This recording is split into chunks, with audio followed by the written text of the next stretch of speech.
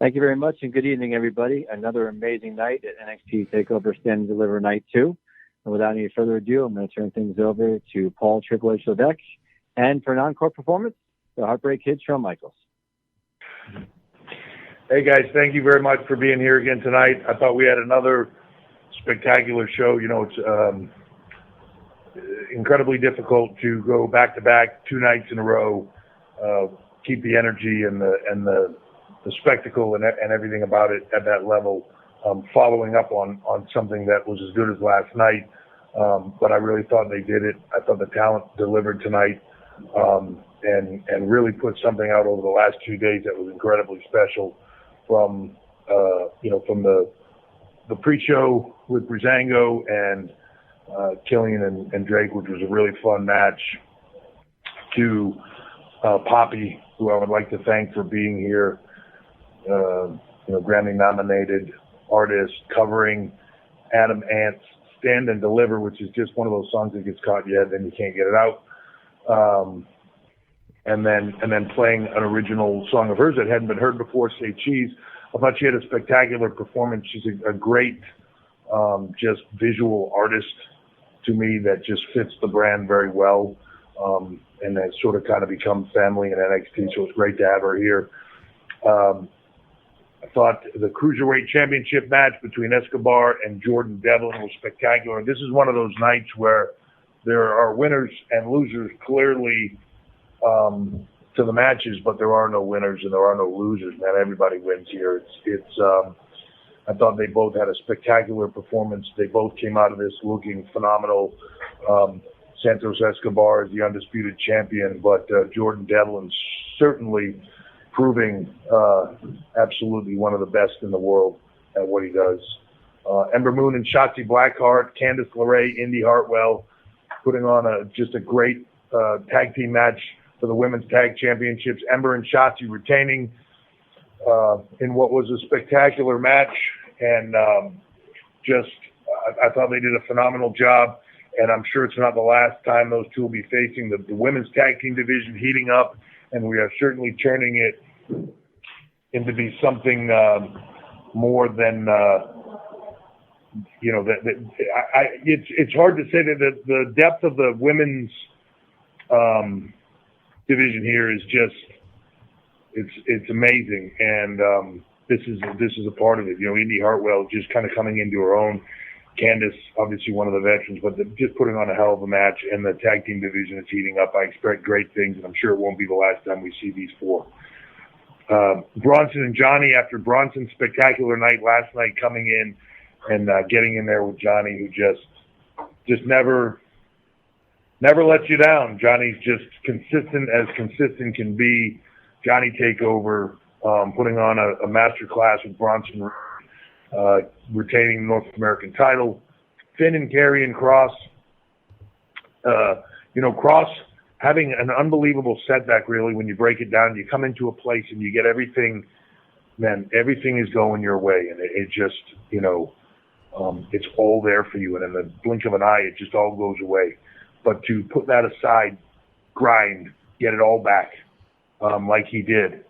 And I mean that on the reality side of what we do and the show side of what we do is just a phenomenal feat. And then Finn Balor, say it time and time again, is reinventing yourself, recreating yourself is not an easy task. And what he has done here in NXT and will continue to do here in NXT is just truly remarkable. Spectacular match. And then Kyle and Adam, just masterclass in storytelling to me. Phenomenal. Both guys just beat the tar out of each other. We put them both in ambulances at the end just to check everybody out, make sure everybody was good. They both checked out fine. I just got a phone call a few minutes ago. Everybody is good. Everybody is healthy. No injuries as of right now. So everything's solid. But with that, I'm going to mention one more thing before I open it up to questions, and that really just is, I want to mention Brian James, Road Dogg, he's been home last few days. He is recovering. but he's healthy and he's good and recovering at home, doing well. We had him set up so he was on the headset over the last 2 days and kind of being involved and stuff. And as he gets his strength back and everything feeling good, he'll be back at it and back to being the road dog in no time. So we just wanted I just wanted to give a shout out to him, and we greatly miss him here, and he'll be back soon enough, and but he's doing well. So with that, I'm going to open it up to questions. Right now it's just me. Shawn stepped out of the room for a second, but he'll be right back in. We still have a little bit of things going on here, so I'll open up to questions. Thank you. All right, folks, usual rules. One question per hour, please. Thank you. If you would like to signal with questions, please press *1 on your touch-tone telephone. If you're joining us today using a speakerphone, please make sure the button is turned off to allow your signal to reach our equipment. Again, that is *1 if you would like to ask questions. Our first question will come from Michael Morales-Torres with Luca Libra Online. Gentlemen, good evening. How are you doing? Thank you. I'm doing very good. How are you? Everything good here in Puerto Rico, Paul. First of all, congratulations on such an amazing show. You guys killed it again. My question is regarding Adam Cole.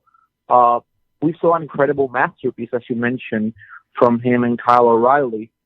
Kyle got the victory, which, in my opinion, was a great decision. But where does this, leave Adam Cole? Like, is he getting a call from Raw or SmackDown? Is he staying on NXT? What's Adam Cole's future with NXT? I would advise you to watch on Tuesday. I don't know if you've heard or not, but this Tuesday we start on USA. It's a new night, and it'll be spectacular. So I think all things will be revealed then. But it's just a funny thing. I tell you, you drop a fall around here, man, and just people start right up whether you like it or not. Yeah, one loss, you're out. Crickets. I think it's a funny thing when you succeed here and you do really well here for a fairly long period of time. There are moments in time where you're telling stories and then, something definitive happens like tonight and people think that's the end of it. Certainly that's the end of the book. That's the end of the chapter. That's the move on. There's not that case at all. If that were the case, then, half this roster would be leaving tonight. And it's not the case at all. It's a chapter in the story. It's a chapter in the saga that they're telling, and Kyle O'Reilly proving himself against the man that said he was the leader of the Undisputed Era and was just dragging them all along and were just his lackeys, proving not so much of a lackey anymore. But if I'm Adam Cole, I can't imagine that sits very well with him. So I would imagine that is not the end of the story. Yeah, this is right. This is taking Kyle O'Reilly to the next level. I think everybody would agree that Adam Cole has certainly been in the top level for over a year here now. And I think now Kyle O'Reilly has put himself on that same level as Adam Cole. I can't see that stopping now. Thank you very much. Wishing you success on WrestleMania and this next Tuesday on NXT. Thank you. Thank you much. And our next question will come from Connor Casey with comicbook.com. Hey, Connor. Connor, thanks for doing this. You mentioned the challenges of putting on a two-night show like this. Can we expect a two-night takeover to be something that starts happening once a year, or do you prefer going back and just having these on one night? I don't really know. I mean, even WrestleMania last year, WrestleMania this year being two nights, TakeOver being two nights this year, it sort of came into the right timing and the right position of where we, needed to be with it and be able to deliver the way we wanted to. But it's hard, it's hard to tell what's going to be next month in this pandemic world and with everything else going on. As things open back up, we'll have to see what next year brings. Next year, WrestleMania, as we move into Dallas and we see how that goes, is that a one-night event, a two-night event? If it's a one-night event, or do we move back to the Saturday and and make that something spectacular? Do we move into the, to the 2-night slot someplace else? I'm not really sure. Time will tell, but that's the great thing about what we do. We can be nimble and move into what we want it to be when the time comes, and we'll try to make the best decision for the WWE Universe and for our fans everywhere. Pretty proud of the fact that we can have 2 nights and 2 strong cards. Yeah, it's pretty impressive for the brand that started a year and a half ago. Yeah, I mean, in that manner, and 2 hours live TV. Yeah, to have a brand strong enough that you could put on this level of show, start to finish, main events, 2 nights, multiple matches that could have been main events 2 nights in a row, multiple shows that could have stood on their own as a takeover. Last night could have stood on its own as a takeover, period. It absolutely did. Tonight, same thing. The cards were deep and thick, and it wasn't everybody. That's a statement in and of itself. So we'll see where it goes, though, in the future. Awesome. Well, thanks for another great show. Thanks, Connor. And our next question will come from John Alba with Spectrum News 13. Gentlemen, thank you very much for your time. As always, great show tonight. The build to the main event on television and presentation was really, really strong, and you had the security guards out there ahead of time. And I noticed from watching that a lot of those people that were among that security staff were part of that big new NXT class you guys brought in, which a lot of people have spoken pretty highly about. And since you guys have worked so closely with those individuals, I was wondering if any in particular have really stood out in the early goings here during their time at the PC.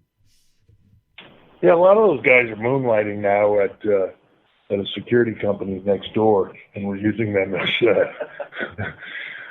security on a fairly regular basis. Look, if you're going to have 6 foot, 260-pound guys standing around, you got to use them for security. But a lot of them. It's a funny thing. I was just talking about this the other day. When we got into the COVID environment and pandemic hits, and you start to look at, you can't train for a long period of time. It's been about a year and a half that we really didn't have the facility to train and keeping people healthy, because the Capitol Center or what was Raw, SmackDown, and all that was our TV facility. Was our training center. And we lost all that. Just recently, we've been able to start that again and be able to start training on a large basis. But when you started to look at that from a year and a half ago, there were moments where you were going like, "Oof, man, there's some talent." But when you start to get into you constantly want to have the veterans and the people that are TV ready, and then almost TV ready, and then not quite TV ready, and then people that are just getting started. Maybe they just stepping in the ring for the first time. And so that you're constantly building that upwards trajectory. And when you started to look at the bottom of it, it was pretty thin. But that was mostly because COVID prevented us from bringing people in. So they were in the pipeline to come in here, and we couldn't bring them in. And then all of a sudden they came in all at once. And when you start looking at some of the athletes that are walking in the door here,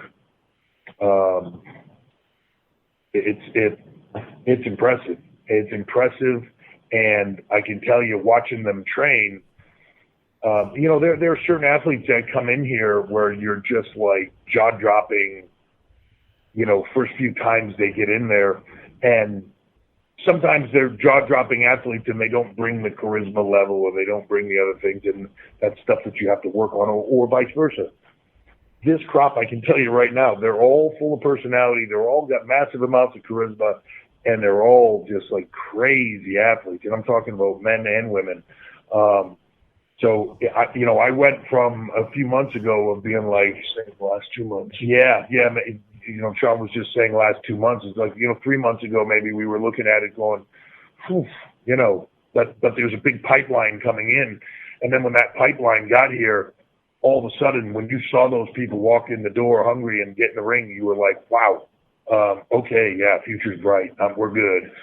It's been impressive. I don't know that I've seen a more impressive starting group in a long period of time than what's in here right now. And hungry. Great. Thank you, gentlemen. Appreciate it. And our next question will come from Jason Powell with Pro Wrestling Net. Hey guys, my question is for Shawn. Your ups and downs have been well chronicled over the years. How would a 20-something Shawn have handled life at the Performance Center? Were you just too much of a free spirit, or do you think that the way things that you guys do there might have actually been just what you needed at that point in your life? Yeah, you know what? It's funny. I've been asked that before, and I do. I don't know. I think me at that age, the structure would have helped me a great deal. Especially, again, I don't know. Again, we got people, and given my past and everything else, we talk very real with everybody. And that is something that I think would have helped. So I think I appreciate the question, because it's something I've thought about before. And I really think I could have used this kind of structure, this kind of, team, this kind of support. People, again, I don't know, not telling you this is cool when it really isn't, not being afraid to be honest with you, to be open with you, and letting you know when you were screwing up. So I really think that something like this, and that's what I love about this place, again, is that everybody is really hands-on here. It gets very personal here. We're allowed to have relationships with these young men and women where you can really get to know them, and that helps. It helps a great deal. And it's certainly for somebody like me, who I've always said when I did this job, it wasn't just business to me. It was very personal to me, because it's had two loves in my life, wrestling and the woman I'm still married to. And again, it's one of those things that I think it would have really helped to have people be open and honest and support you as we do here. So I think it's a fantastic question. I hope I answered it okay for you. You did. Thank you for the time. I would say this, knowing Shawn, you hear it a lot, and Vince takes a lot of unnecessary criticisms for a lot of things, but you hear a lot, especially from the older talent that were in that period of time that Shawn is talking about, where you'll hear Vince talk to you almost like a father figure to a lot of people that didn't have that in their lives. And the reason is because Vince there were two things that he did. One, he told you, I believe in you. And two, he told you stuff straight. He didn't mince words. He didn't anything. And sometimes you might have hated him for it in the moment, but he was probably the closest thing to most guys had to a dad. He told them the truth, whether they wanted to hear it or not. He set them straight when they needed to, and he was a strong hand with them, but he believed in them, and he let them struggle and fail and succeed and all those things. But he did it in a way that you hear it all the time. He was a father figure to me. I think there's so much of that here. I think whether it's, and I don't necessarily mean father figures, but I mean that support system of people that believe in you, but at the same point in time aren't here to tell you, you're great, don't worry about it, just do whatever you want to do. They're here to tell you the truth. They're here to make you better. They're here to make you succeed, whether you want to hear it or not. And some people will struggle with that. Most people will thrive with it and grow from it. And I think that's a part of it. I do agree. I think this would have been really good for somebody like Shawn, because it would have been a structured system around him as opposed to one voice.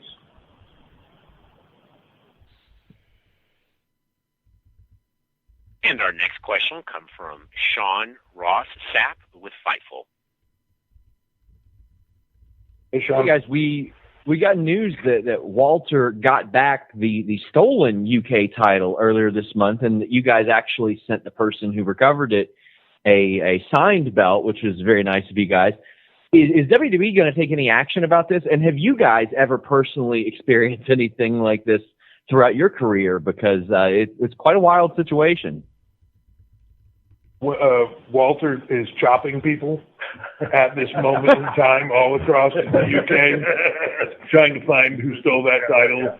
So there's a lot of red bloody chests in Europe right now. When he finds out who did it, oh boy.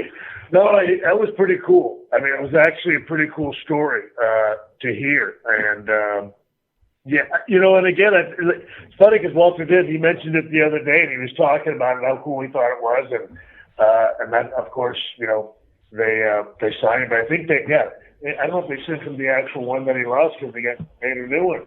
Well, I think what they did is they got the one that was stolen back, and then they made one with I think different plates on it or something, maybe customized. And to be honest, I didn't really look at it that closely, but Walter asked me to sign it, which is part of the deal of sending it to the guy. So I'm not sure.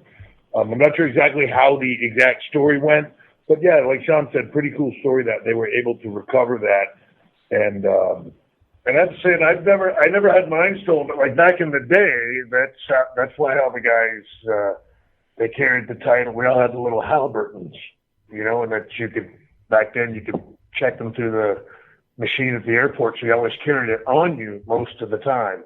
And I don't think I ever lost.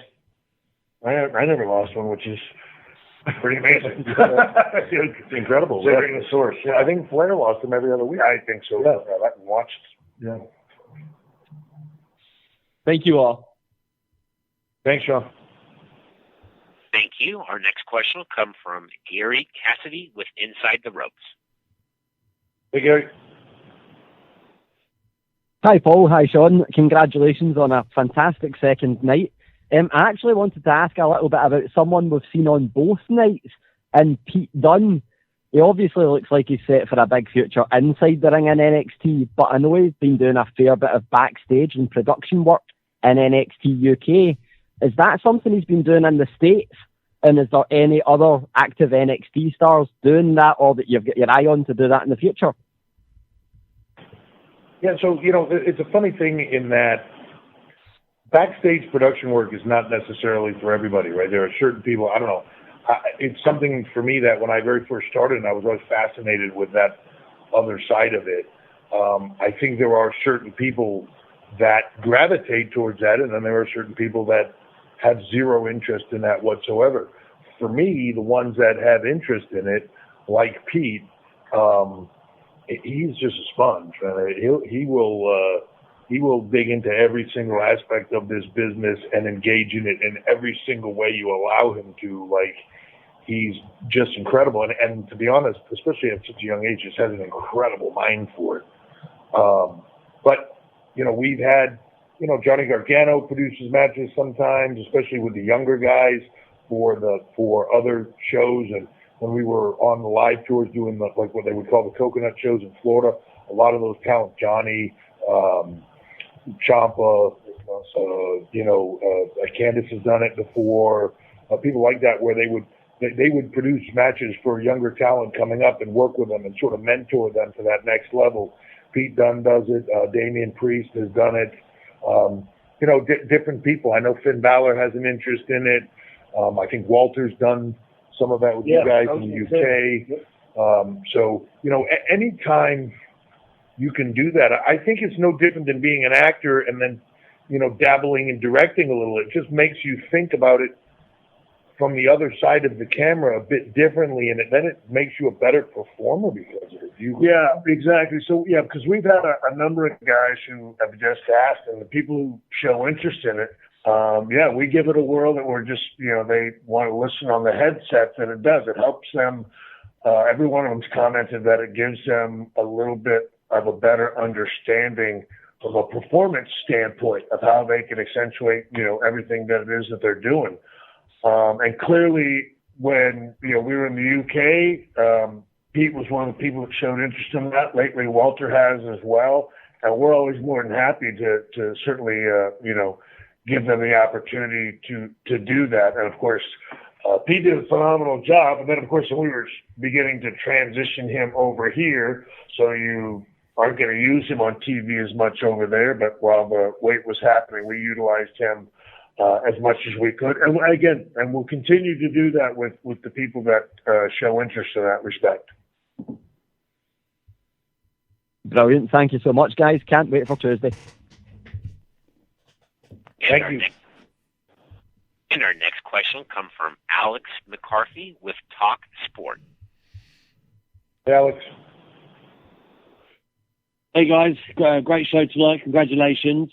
I wanted to touch upon NXT UK. Of course, we had Prelude tonight, but also there was a steady influence across the two nights as well, with Walter, in my opinion, having the match of the week thus far. But I think we all want an NXT UK TakeOver at some point, given that the first 3 shows of those were amazing. And I know the circumstances have put us where we are now.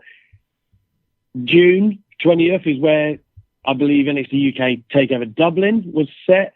I don't know. I assume it will be a case-by-case basis nearer to the time. But for the second half of this year, June 21st, I think in England things open up. Are you guys hoping to cram in 2, 3, how many takeovers perhaps that side of the year? And if you can't, what are the plans to move forward? Yeah, look,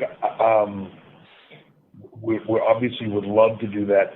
It comes down to a few factors, not just can we get some fans into arenas. It's just from a production standpoint. We're bringing in talent from all over, so the travel has to open up.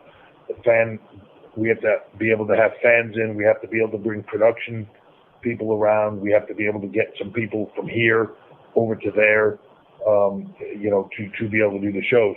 But absolutely, I know Shawn feels this way, and I'll let him speak on it. But for me, there's not much more fun events we do than going over there, whether it be Blackpool or London or any of that. And we were looking to hope to be able to get to Ireland and to Scotland and everywhere in between. But the world sort of shut that down for a minute. As soon as we can get back there, we absolutely will. I can't wait to get over there. If I could go over there tomorrow and figure out a way to run a show, we certainly will. So. Yeah, no, exactly. And that's the thing. We've had that date there for a while. Clearly, we're hoping for the best, but yeah, we're just so subject to, a lot of the restrictions the way the world is right now. And it would be very tough. We're doing a great job of being able to, do our regular show, BT Studios. The partnership with them has been great, but we've been able to do that with half of us over here.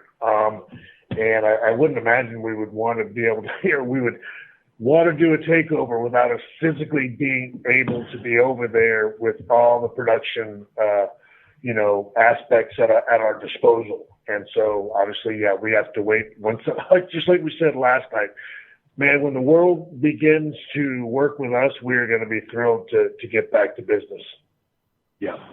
And I've heard all about the, sorry, I heard all about the voice.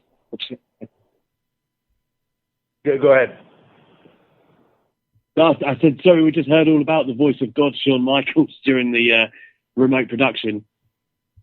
Yeah, well, the voice of God might be a little bit rough, but it's amazing with the technology. We're thrilled about just even the hands-on experience we've gotten to have with the UK brand over there. But I love going over there.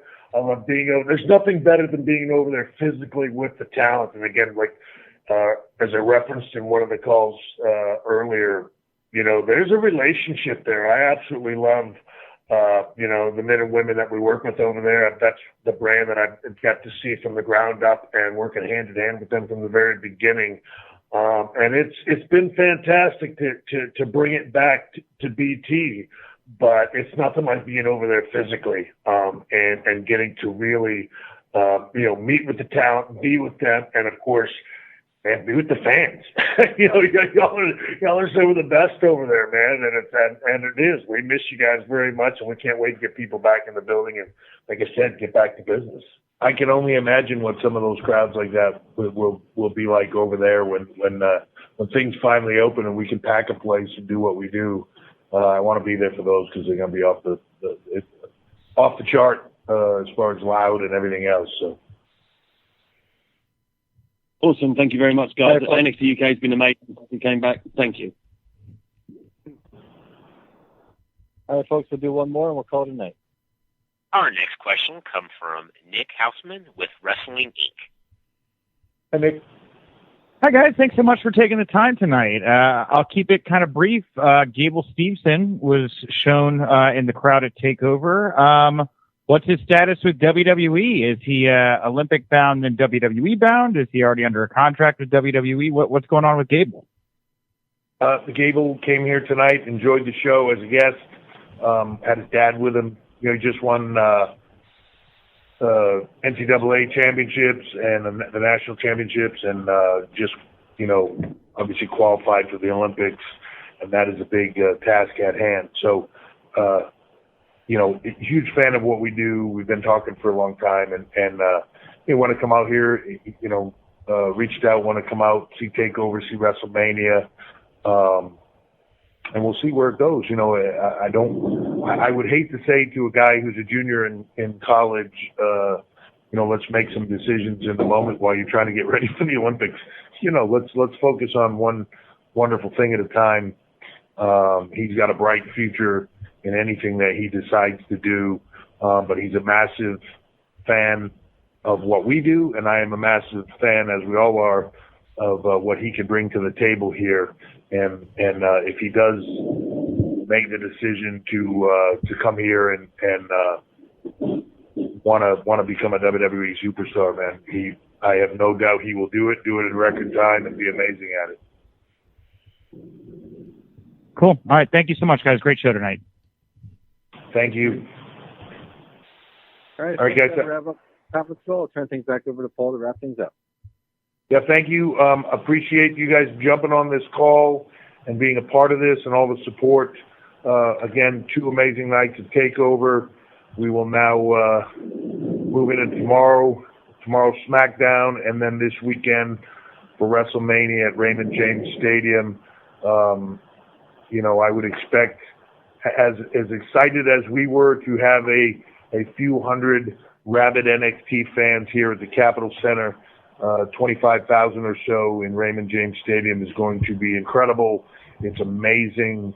Can't say it enough. Amazing to have the NXT universe back here and be a part of what we do. So cannot wait to have them be back and be out there and get everybody performing in front of them and get back to doing what we do. So, man, I'm looking forward to Tuesday. Yeah. and then Tuesday night NXT. We're starting a whole new chapter, and it's going to be great. So thank you all for the support. We'll talk soon.